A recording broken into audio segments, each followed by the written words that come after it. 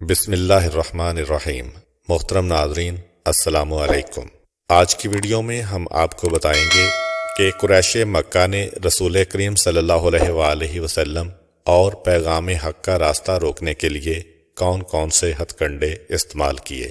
ابتدائے اسلام میں رسول کریم صلی اللہ علیہ وآلہ وسلم پر ایمان لانے والے اولین مسلمانوں پر قریش نے اس قدر ظلم و ستم کیے کہ نہ صرف وہ اسلام سے پیچھے ہٹ جائیں بلکہ ان کا حشر دیکھ کر کوئی شخص اگر اسلام قبول کرنا بھی چاہے تو وہ یہ سوچ بھی نہ سکے۔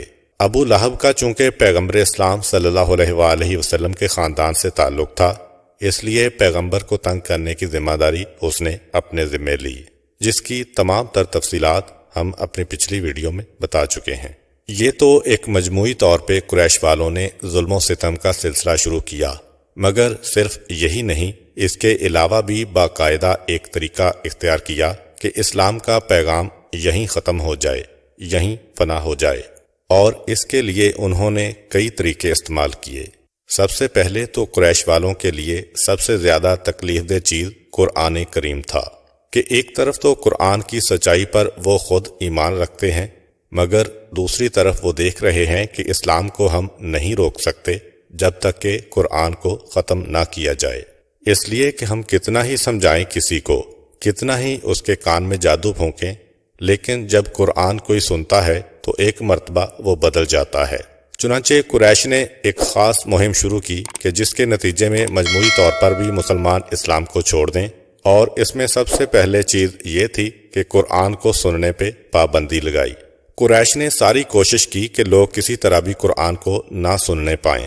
چنانچہ قرآن خود کہتا ہے، یہ لوگ پکار کے کہتے ہیں کہ لا تسمعوا لہذا القرآن، خبردار اس قرآن کی آواز تمہارے کانوں میں نہ جانے پائے۔ پہلی پابندی تو انہوں نے یہ لگائی کہ عام طور پہ مشہور کر دیا کہ اس قرآن کو نہ سنو، یہ تمہارے لیے نقصان دہ ہے۔ اس کے بعد دوسری کوشش انہوں نے یہ کی کہ جب پیغمبر اسلام تلاوت قرآن کریں تو پیغمبر اسلام کی تلاوت قرآن میں رکاوٹ ڈالی جائے۔ اس کے لیے دو طریقے اختیار کیے۔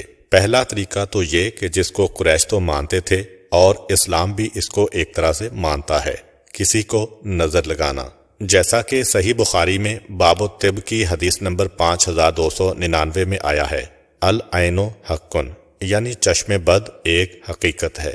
اور آج بھی باقاعدہ جدید سائنس نے اس بات کو ثابت کیا ہے کہ بعض لوگ ایسے ہوتے ہیں کہ جن کی آنکھوں میں اتنی طاقت ہوتی ہے کہ اگر وہ کسی کو بہت غور سے دیکھیں یا گور کے دیکھیں، جو کنسنٹریشن کہلاتا ہے، بہرحال اس میں حقیقت ہو یا نہ ہو، قریش کے لوگوں کو اس پہ یقین کامل تھا کہ اگر مسلسل کسی کو بیٹھ کے دیکھتے رہو تو پھر نظر لگ جاتی ہے، وہ انسان اس کام سے رک جاتا ہے اور مجبور ہو جاتا ہے۔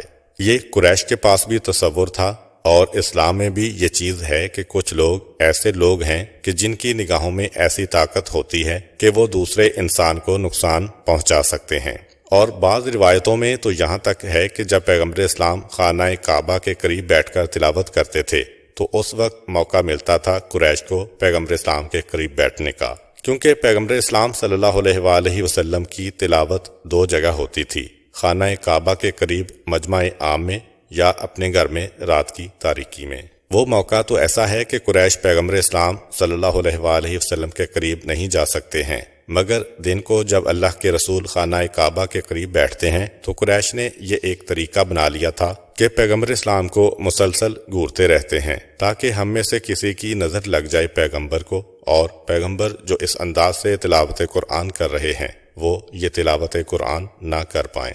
یہ تو تمام روایتوں میں ہے، اور بعض روایتوں میں اس سے زیادہ ہے۔ وہ یہ کہ عرب کے کچھ علاقے مشہور تھے، وہاں پہ ایسے لوگ رہتے ہیں کہ جو نظر لگا سکتے ہیں۔ انہوں نے اپنے اندر یہ طاقت پیدا کر لی تھی۔ باقاعدہ طور پر ان کو پیسے دے کے بلوایا گیا، 4 یا 5 آدمیوں کی ایک جماعت کو جو نظر لگانے کے لیے آئے، اور ان کا کام یہ تھا کہ تم مکے میں بیٹھ جاؤ خانہ کعبہ کے قریب، جب محمد تلاوت کریں تو ان کو نظر لگانے کی کوشش کرو۔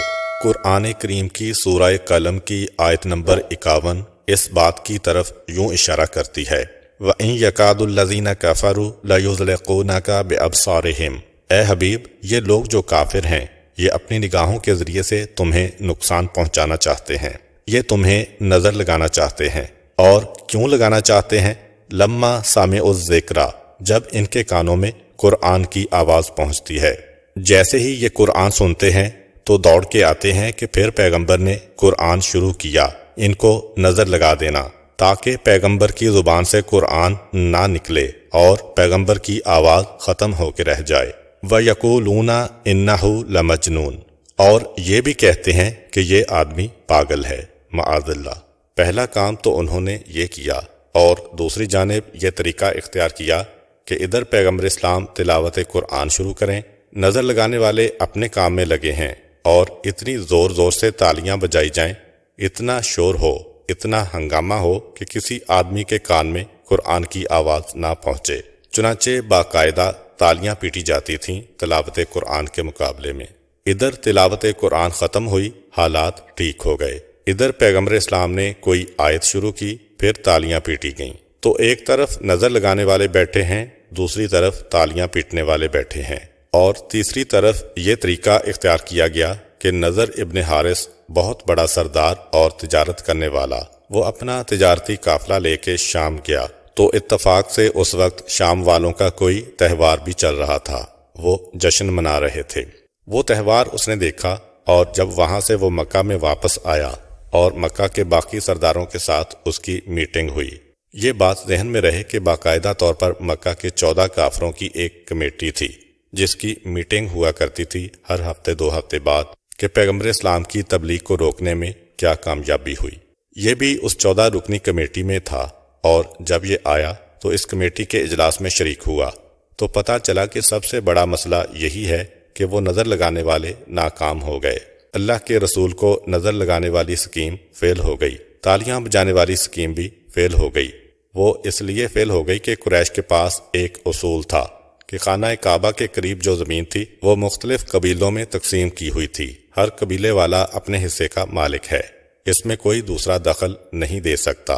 یہ تالیاں بجانے والے جتنا بھی قریب جائیں وہاں سے آگے نہیں بڑھ سکتے جہاں سے خاندان بنی ہاشم کی حد شروع ہو رہی ہے۔ انہوں نے اپنا ایک اصول بنایا ہوا تھا کہ کسی دوسرے کے حصے میں قدم نہیں رکھیں گے۔ اب ہوتا کیا ہے کہ پیغمبر اسلام صلی اللہ علیہ وآلہ وسلم کے چاروں طرف اگر تالیاں بجانے والے ہوں تو ٹھیک ہے کہ نہ کوئی قریب آئے گا نہ سنے گا، لیکن جب پیغمبر اسلام بیٹھے ہیں، چاروں طرف کا علاقہ خالی پڑا ہے اور اس کے باہر تالیاں بجانے والے کھڑے ہیں، تو ایک تو یہ کہ اتنا اثر نہیں ہوگا، جو پیغمبر اسلام کے قریب پہنچ گیا وہ پیغمبر کا کلام سن لے گا۔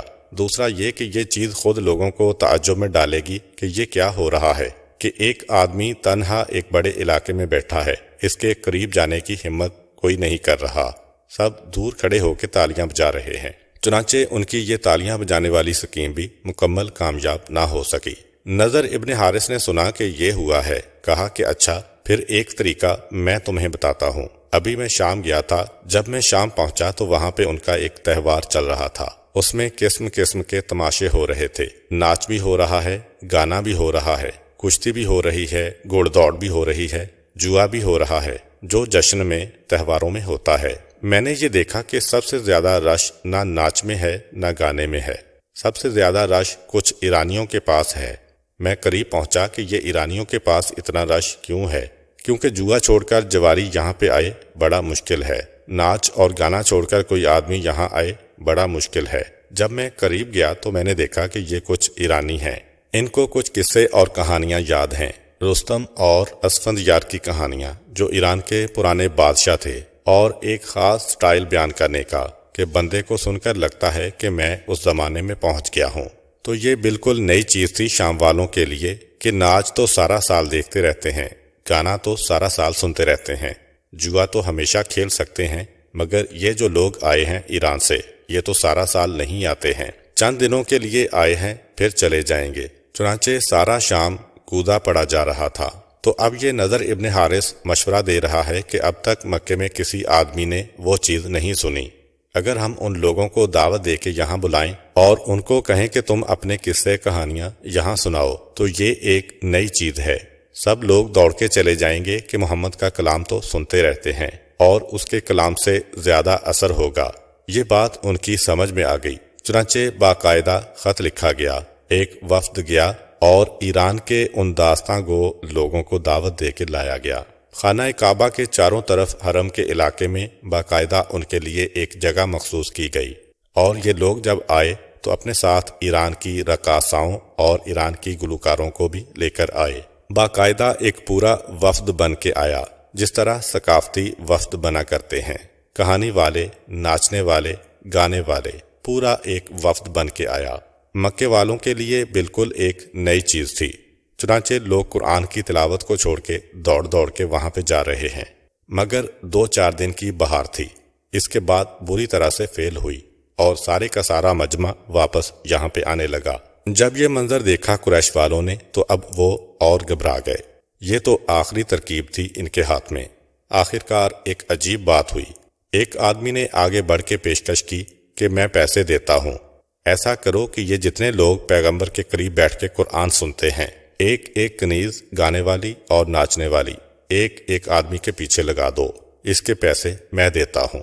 چنانچہ 200-400 کے قریب گانے والی اور ناچنے والی کنیزوں کو باہر سے بلایا گیا اور ان کو پیسے دیے گئے کہ تمہارا کام فلاں آدمی کے گھر کے باہر جا کے بیٹھ جانا ہے، اس طرح سے اپنے گانے میں اس کو گھیرنا ہے کہ وہ گھر سے نکل کے حرم میں آنے کی ہمت نہ کرے۔ قرآن کریم کی سورہ لقمان کی 6 آیت میں اس بات کا ذکر یوں ملتا ہے، اور انسانوں میں کچھ ایسے بھی ہیں جو بیہودہ کلام خریدتے ہیں تاکہ نادانی میں لوگوں کو راہ خدا سے گمراہ کریں اور اس راہ کا مذاق اڑائیں، ایسے لوگوں کے لیے ذلت میں ڈالنے والا عذاب ہوگا۔ اس سے مراد وہی قریش کے سردار ہیں جنہوں نے پیسے دیے تھے تاکہ ناچنے والی اور گانے والی عورتیں ایک ایک ایسے انسان پہ مقرر کی جائیں کہ جو اسلام کے قریب جا رہا ہے۔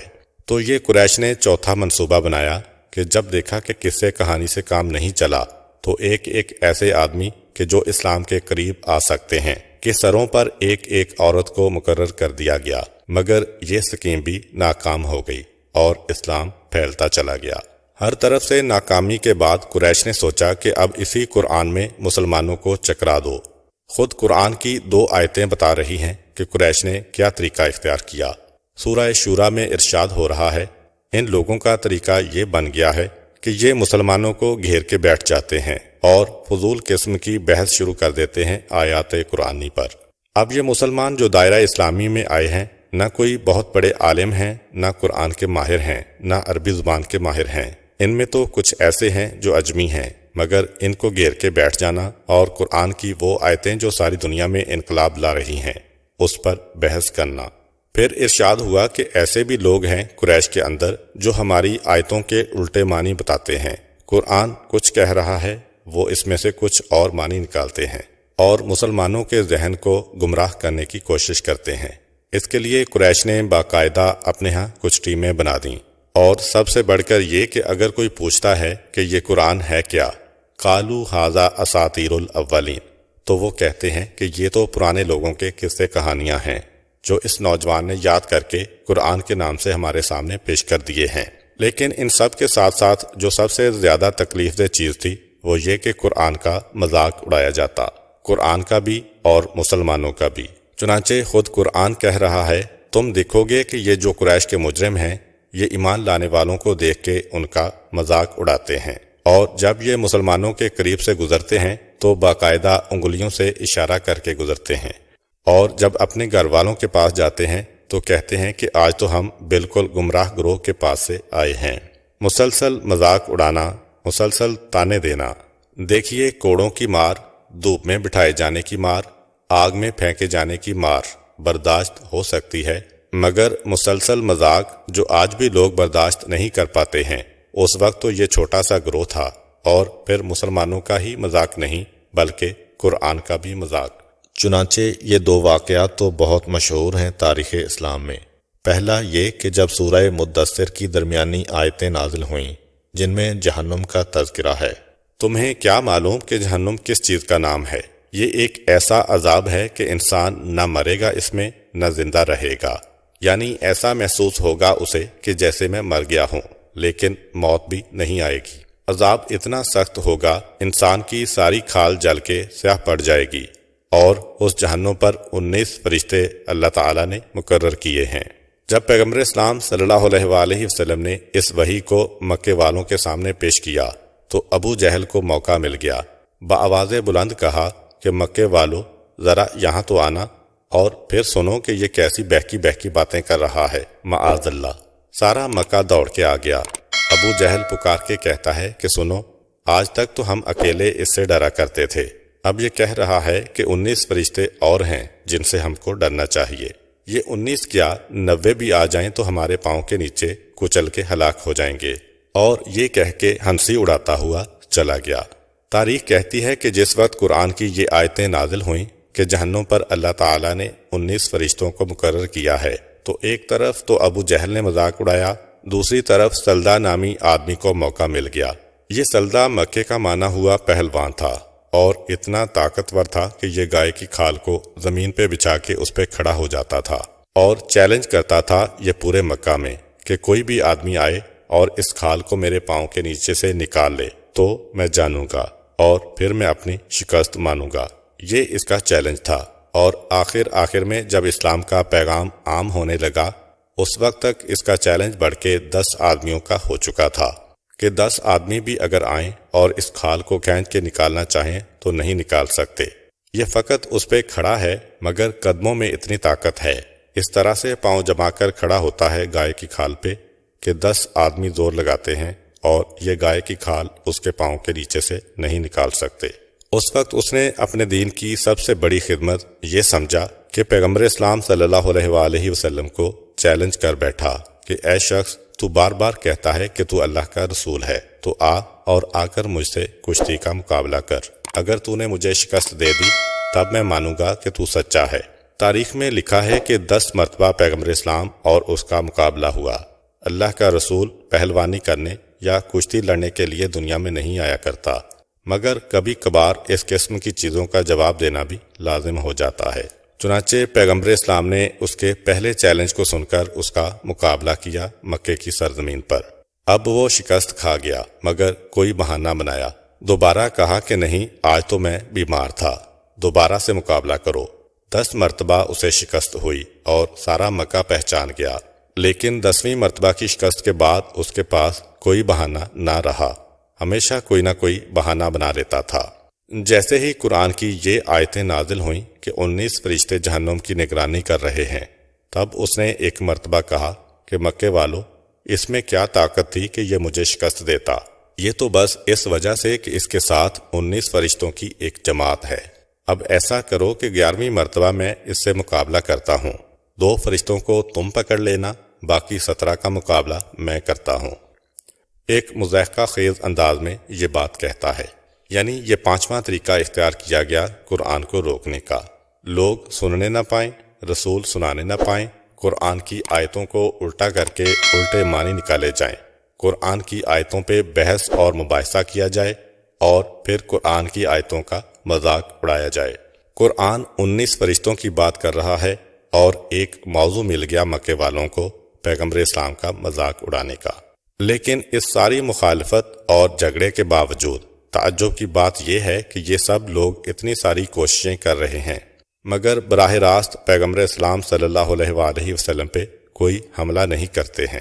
اللہ کے رسول کی تبلیغ کا سلسلہ جاری ہے، فقط راستے میں کانٹے بچھانے کا عمل ہمیں نظر آتا ہے، یا سر پہ کوڑا پھینکنے کا عمل نظر آتا ہے، یا یہ محسوس ہوتا ہے کہ بعض مقامات پر بچوں نے اپنے والدین کے سکھائی میں آ کر پیغمبر اسلام پر پتھر برسائے، لیکن براہ راست یہ ابو جہل، یہ ابو لہب، یہ ابو سفیان، یہ عتبہ، یہ شیبہ، یہ ولید براہ راست یہ پیغمبر اسلام پہ حملہ نہیں کر رہے ہیں۔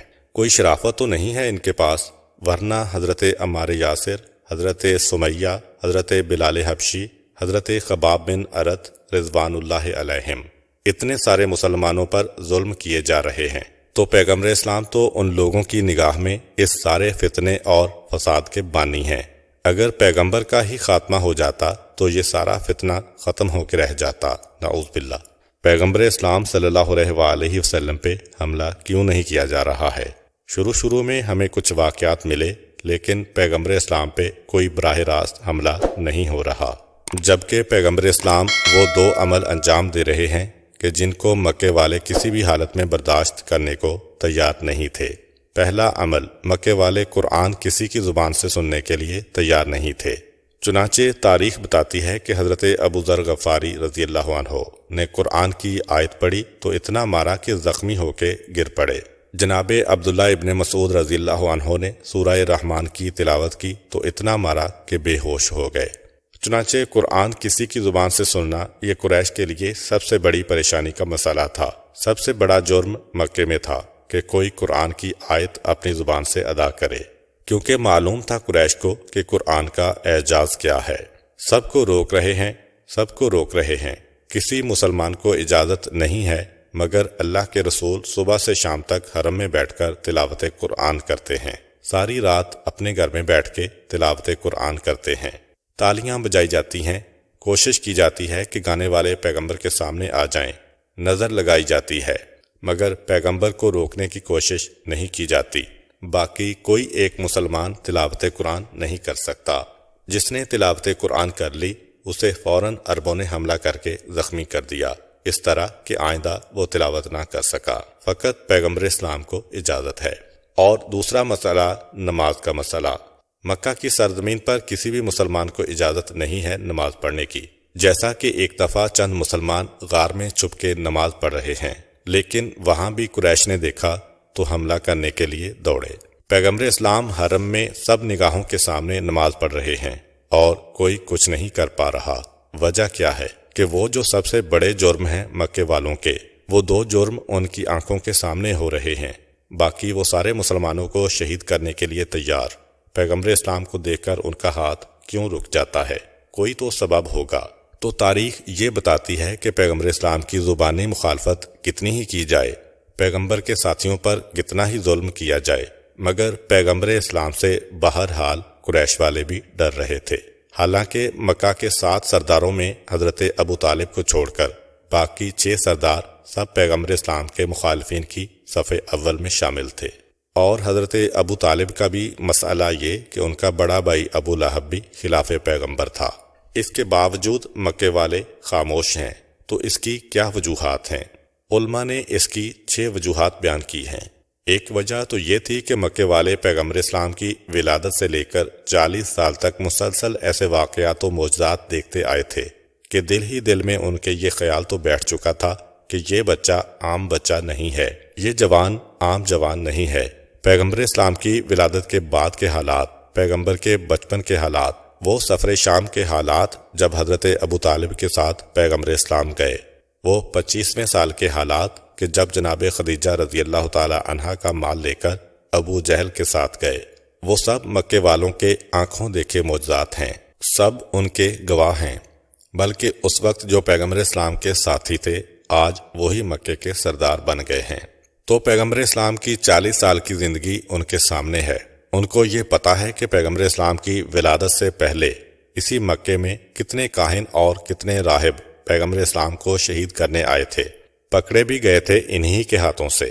ان کو یہ بھی معلوم ہے کہ ولادت رسول کی رات سارے مکے میں اور ساری دنیا میں کیسی روشنیاں ہوئی تھیں، تو ہر چیز کے گواہ ہیں۔ دل میں یہ خیال تو بیٹھا ہوا ہے 40 سال کی زندگی کو دیکھ کر کہ یہ شخصیت ہم سب سے مختلف ہے، یہ ضرور کسی نہ کسی موقع پر کوئی ایسی خصوصیت پیش کریں گے کہ جس کا جواب ہم نہیں دے پائیں گے۔ یہ پہلا خیال۔ دوسری چیز، ان چیزوں کے علاوہ پیغمبر اسلام کی پوری جوانی ان کے سامنے ہے، پیغمبر اسلام کا بے داغ کردار ان کے سامنے ہے۔ یہی وجہ ہے کہ یہ سارے مخالفین سارا دن پیغمبر اسلام کی مخالفت کرتے ہیں، تو پیغمبر اسلام کے علاوہ کوئی قابل بھروسہ ان کو نظر بھی نہیں آتا ہے۔ امین بھی مانتے ہیں، تبھی ہجرت تک پیغمبر اسلام کے پاس امانتیں ہیں۔ صادق بھی مان رہے ہیں، تبھی ابو جہل جیسا دشمن بھی اس چیز کا اعتراف کر رہا ہے۔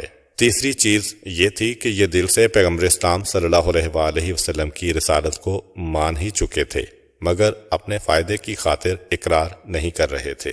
مثلاً کیا فائدہ؟ اس کی وضاحت ابو جہل کے ایک واقعے سے ہوتی ہے۔ الفاظ کے تھوڑے سے فرق کے ساتھ 3 مختلف صحابہ کرام سے یہ واقعہ نقل ہوا ہے۔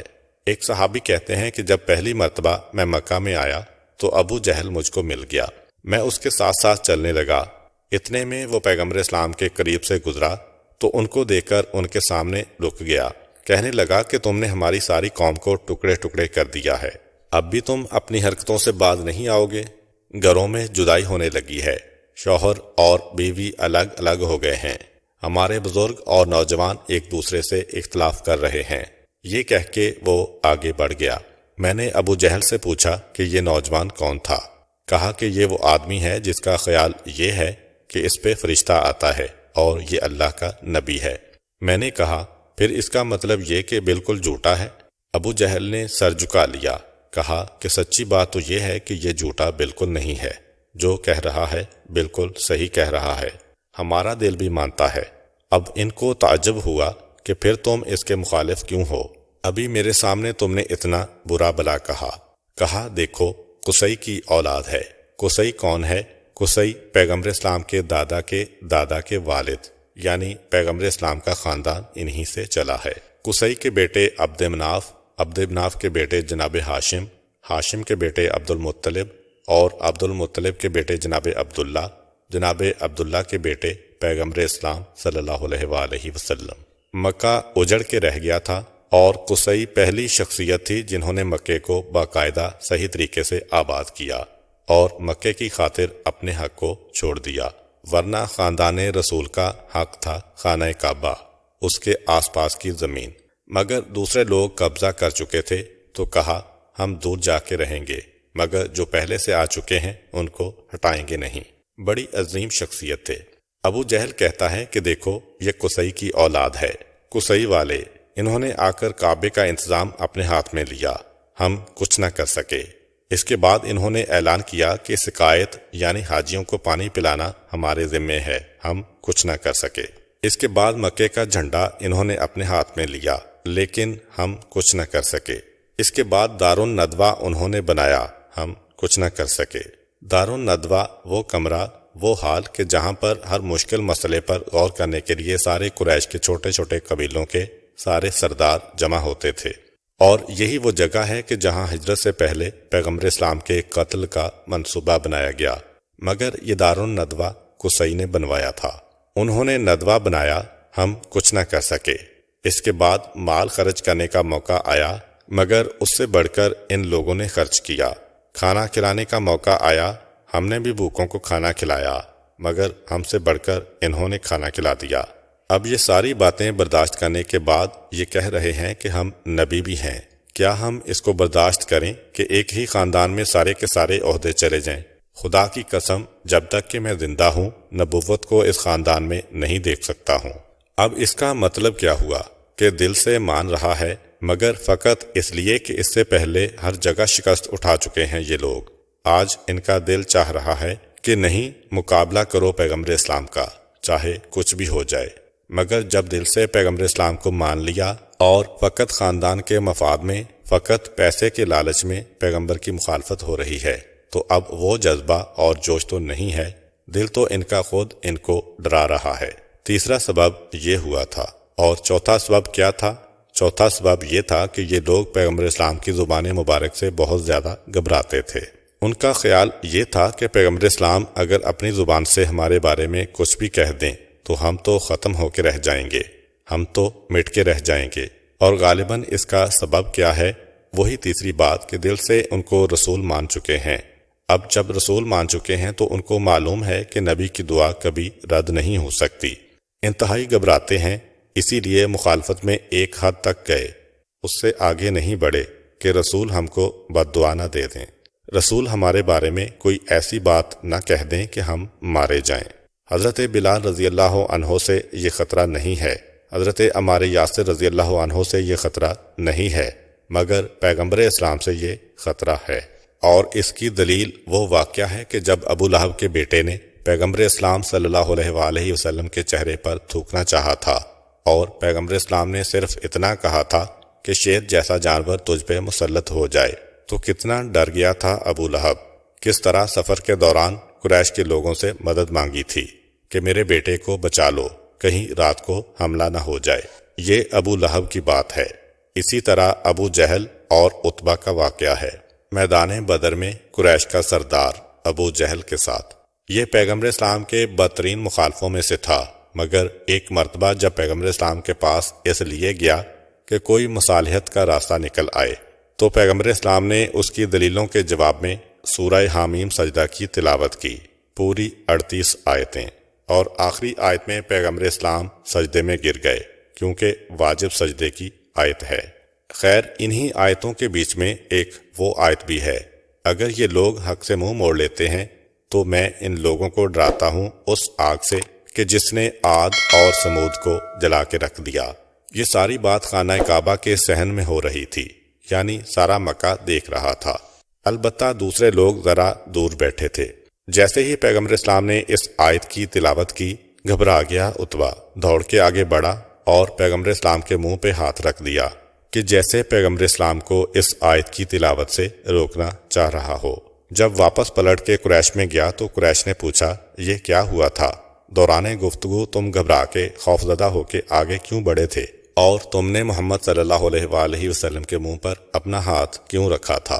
کہا کہ انہوں نے ایک ایسی آیت کی تلاوت کر دی کہ میں پریشان ہو گیا کہ کہیں ایسا نہ ہو کہ وہ عذاب مجھ پہ فوراً نازل ہو جائے۔ اب دیکھیے، ڈر ہے کہ پیغمبر اسلام صلی اللہ علیہ وآلہ وسلم کی زبان مبارک پہ ان کو اتنا یقین ہے کہ اگر پیغمبر اسلام کی زبان مبارک سے کسی کے خلاف کوئی جملہ نکل گیا تو پھر ہم زندہ نہیں رہ سکتے ہیں۔ اسی طرح ایک اور واقعہ ہے کہ مکے میں پیغمبر اسلام کی رسالت کے اعلان کو 6 یا 7 سال گزر گئے اور قریش کی مخالفت بڑھتی چلی گئی روز بروز۔ تو آخر ایک مرتبہ پیغمبر اسلام نے ہاتھ اٹھا کے کہا کہ پروردگار، میری قوم میرے ساتھ وہی سلوک کر رہی ہے جو یوسف کے بھائیوں نے یوسف کے ساتھ کیا تھا۔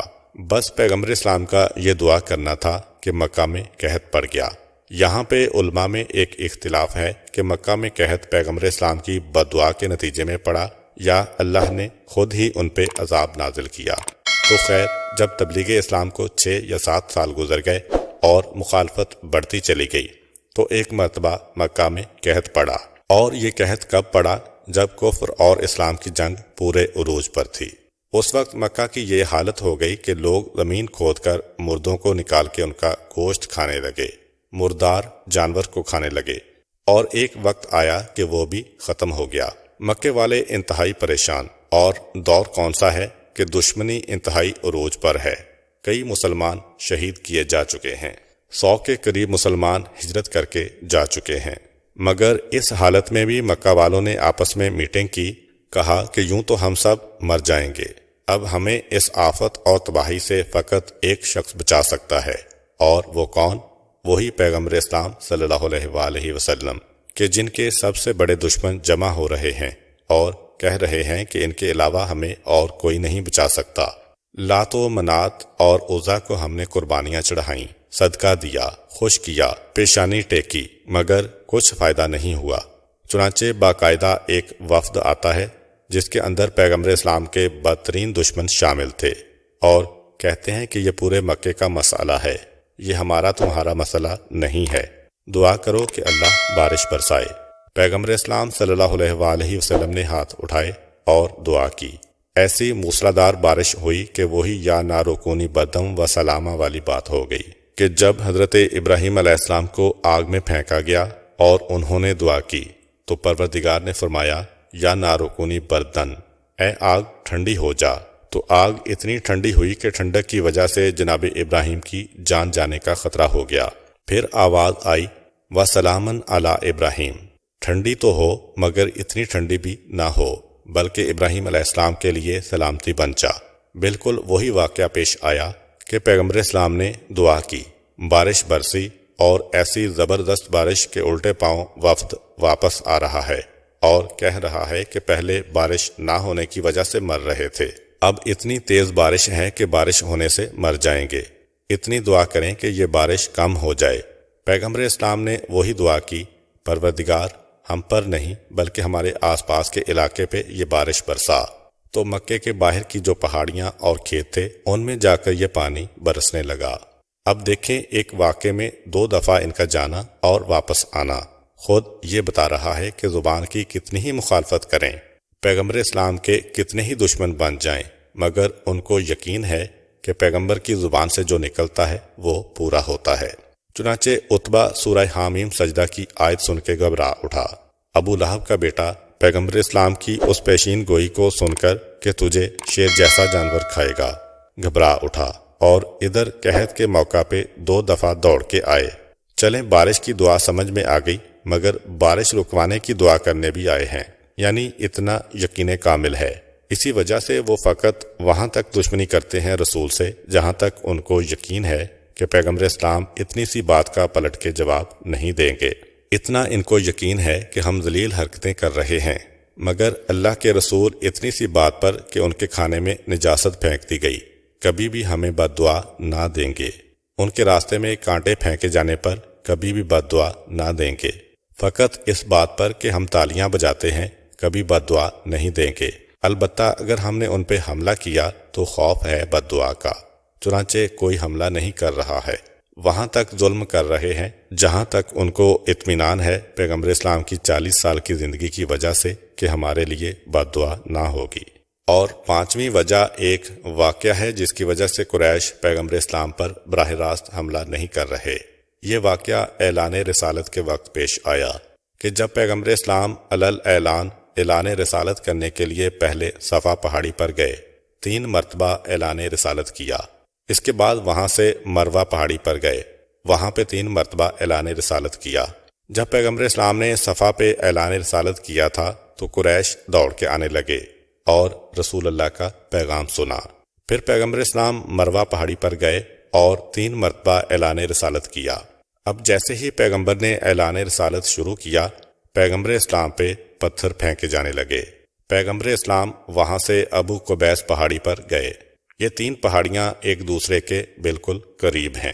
وہاں بھی پیغمبر اسلام صلی اللہ علیہ وآلہ وسلم نے 3 مرتبہ اعلان رسالت کیا، اور قریش کا وہ مجمع پیغمبر اسلام کے پیچھے پیچھے دوڑا چلا آ رہا ہے اور پیغمبر وہاں تشریف لے جاتے ہیں۔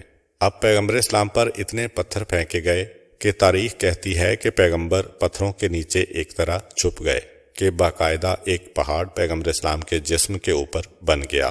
کوئی اگر دیکھنے والا دیکھے تو اسے کچھ نظر بھی نہ آئے۔ قریش سب کے سب واپس چلے گئے اور وہ سمجھے کہ ہم اپنے مقصد میں کامیاب ہو گئے ہیں۔ حضرت علی کرم اللہ وجہہ کو اس واقعے کی اطلاع ملی، لیکن کب اطلاع ملی؟ جب پورا دن گزر گیا، کیونکہ طریقہ یہ ہے کہ صبح سے شام تک ہر آدمی اپنے کام میں لگا رہتا ہے، شام کو جب جمع ہوتے ہیں تو پتہ چلتا ہے کہ آج کیا واقعات ہوئے۔ اطلاع ملی، حضرت علی روتے ہوئے حضرت خدیجہ رضی اللہ عنہا کے گھر میں آئے۔ جناب خدیجہ نے پوچھا کہ اے علی کیا بات ہے؟ کہا کہ پیغمبر اسلام پہ اس طرح سے سنگ باری کی گئی ہے کہ کچھ پتہ بھی نہیں چل رہا اس وقت پیغمبر اسلام کہاں پہ ہیں۔ جناب خدیجہ کی آنکھوں میں بھی آنسو آ گئے۔ حضرت خدیجہ نے کھانے پینے کا سامان ساتھ لیا اور حضرت علی کے ساتھ پیغمبر اسلام کی تلاش میں نکلیں، اور آخر کار یہ پتہ چلا کہ کوہ ابو قبیس کی طرف پیغمبر اسلام گئے ہیں۔ حضرت علی کرم اللہ وجہہ نے حضرت خدیجہ رضی اللہ عنہا سے کہا کہ ایک طرف سے میں جاتا ہوں، دوسری طرف سے آپ جائیے، چوٹی پہ ہم لوگ اکٹھے ہوں گے۔ پتہ نہیں کہ پیغمبر اسلام اس طرف ہیں، اس طرف ہیں، چوٹی پہ ہیں، کوئی سمجھ میں نہیں آ رہا ہے۔ اس دوران حضرت جبرائیل علیہ السلام حکم پروردگار سے تشریف لاتے ہیں، اپنے پروں کی مدد سے ان پتھروں کے پہاڑ کو ہٹاتے ہیں۔ پیغمبر اسلام صلی اللہ علیہ وآلہ وسلم اس حالت میں ہیں کہ سر سے پاؤں تک زخمی ہیں اور جسم سے خون ٹپک رہا ہے۔ حضرت جبرائیل علیہ السلام کہتے ہیں، اے اللہ کے رسول، آپ حکم دیجئے، قوم لوط کو جس طریقے سے میں نے دردناک عذاب میں مبتلا کیا تھا، اللہ کی طرف سے اجازت مل چکی ہے، بس آپ کی اجازت کی شرط ہے۔ باقی کسی نبی میں ایسا نہیں ہوا کہ فرشتے کو اللہ کی طرف سے اجازت ملی ہو پھر نبی سے بھی اجازت لینا پڑی ہو، مگر یہ پیغمبر اسلام کی امت ہے۔ جبرائیل علیہ السلام قوم لوط پہ عذاب لا سکتے ہیں بغیر حضرت لوط علیہ السلام سے پوچھے ہوئے، مگر پیغمبر اسلام کی قوم پہ عذاب نہیں آ سکتا جب تک کہ پیغمبر اسلام اجازت نہ دیں۔ آپ اجازت دیجئے، میں ایک مرتبہ اپنا پر مار کے ساری قوم کو زمین میں غرق کر دوں گا۔ پیغمبر اسلام کہتے ہیں کہ نہیں جبرائیل، تمہیں یہ اجازت نہیں ہے۔ روایت یہ ہے کہ سورج کا فرشتہ آ کے کہتا ہے